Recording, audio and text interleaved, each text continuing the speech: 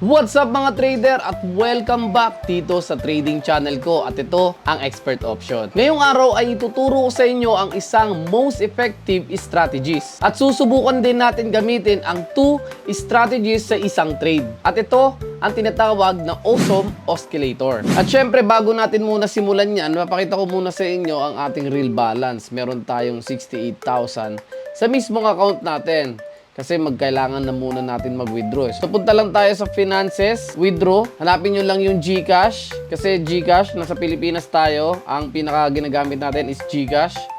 Lagay nyo lang yung amount na gusto nyo i-withdraw, 6,000. Ilagay nyo lang dito yung number, yung pangalan, yung last name, at yung email na ginagamit ninyo. Tapos, pindutin nyo lang yung request. At ayun, naka-withdraw na tayo. Paalala lang mga kaibigan, pag nag-withdraw tayo sa Expert Option, within 24 hours, ma-approve ka na agad. At syempre, kung gusto mo naman mag-deposit, punta ka lang dito sa Finances, Deposit. Hanapin mo lang din yung GCash. Pili ka lang kung magkano amount ang gusto mong ilagay. So, 6,000. Kunyari ako, 6,000. Ilagay mo lang yung promo code dito at siguradong makakatanggap ka ng 120% na bonus galing kay Expert Option. Paalala lang mga kaibigan, yung bonus na nakuha nyo kay Expert Option ay hindi nyo mawi-withdraw. Pero pwede nyo siyang gamitin pang trade.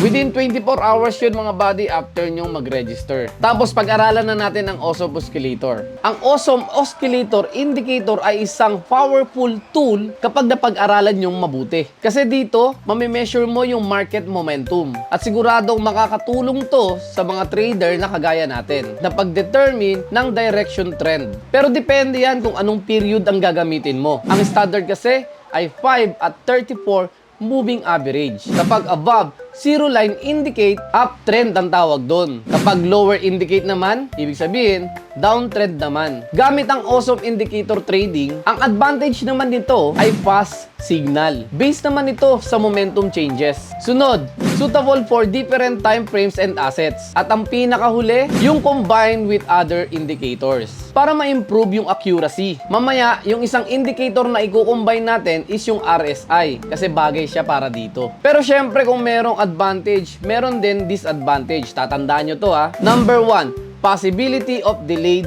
signal, especially in condition of high volatility. Number 2, experience is required to correctly interpret signals in different market condition. Number 3, doesn't always give accurate signals in consolidation condition. Yan yung mga importanteng kailangan ninyong tandaan. Pumunta naman tayo sa mismong trading chart natin kay Expert Option para makita ninyo yung Awesome Oscillator Saucer. At as you see mga traders, at dito na tayo sa chart natin, kung makikita ninyong itong middle na yan, yung line na yan, yan po ang 0 point. So, ang hinahanap kasi natin dito is price higher than 0. At eto guys, kung makikita nyo tong candles na to, sign na yan na uptrend. Bakit? Kasi kung makikita nyo tong candle na to, pataas na yan, no? Tapos, ang mismong hinahanap natin dyan, itong dalawang red candle na to. Yan! Sign na yan na kailangan na natin mag-trade. At ngayon naman mga kaibigan, actual trading na tayo. So since na nagamit na natin yung indicator na Awesome, gaya na sabi ko sa inyo kaganina, gagamit tayo ng combined other indicators. So which is yung RSI.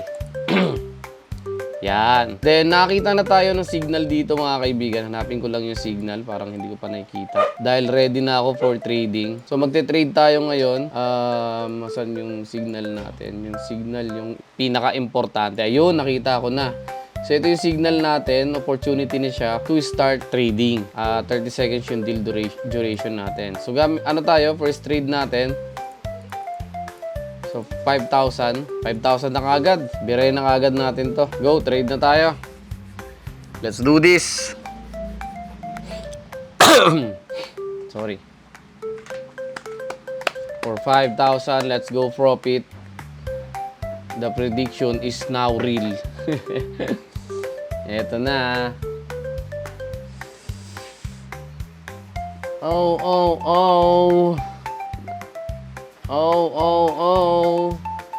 Profit tayo mga sir.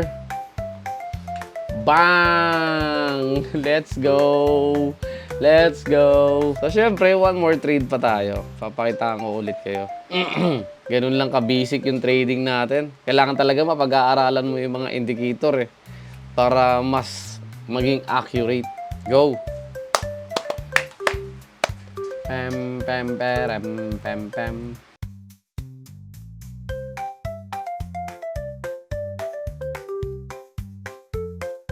Baba mo pa.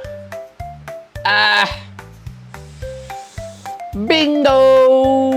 Sabi ko naman sa inyo Profit tayo mga kaibigan. So napakadali lang intindihin nung strategy na tinuro ko sa inyo ngayon. Kailangan nyo lang gawin, i-apply nyo lang. Ayan, so sa mga tropa natin dyan na gustong mag-trade, wag ninyong kakalimutan na gamitin ang aking promo code. Sayang ang 120% na bonus. At hanggang dito na lang mga traders. Like, comment, share, and subscribe. At hanggang sa muli. Paalam traders. Happy New Year!